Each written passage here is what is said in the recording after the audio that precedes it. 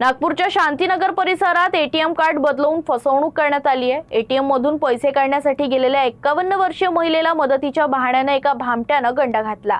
आधी महिलेचा पिन पाहिला आणि त्यानंतर हुशारीनं तिचं एटीएम कार्ड बदललं। महिलेच्या लक्षात येईपर्यंत आरोपीनं खात्यातून तब्बल 25,000 रुपये काढले। या प्रकरणी शांतीनगर पोलिसांनी गुन्हा दाखल करून आरोपीचा शोध सुरू केला आहे। शांतीनगर पोलीस ठाण्याच्या हद्दीत शांतीनगर गार्डन समोरील HDFC बँकेच्या एटीएम मध्ये हा प्रकार घडला। 51 वर्षीय महिला एटीएम मधून पैसे काढण्यासाठी गेली होती। याच वेळी सुमारे 35 वर्षाचा एक अनोळखी व्यक्ती तिच्या मागे उभा राहिला। महिला एटीएम मध्ये पिन कार्ड टाकत असताना आरोपीनं नजर चुकवून त्यांचा पिन पाहून घेतल्याचा आरोप आहे।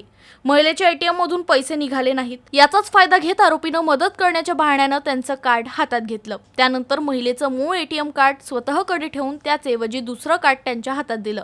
महिलेच्या लक्षात हा प्रकार आला नाही। काही वेळानं खात्यातून 25,000 रुपये काढण्यात आल्याचं समोर आल्यानंतर त्यांना आपली फसवणूक झाल्याचं लक्षात आलं।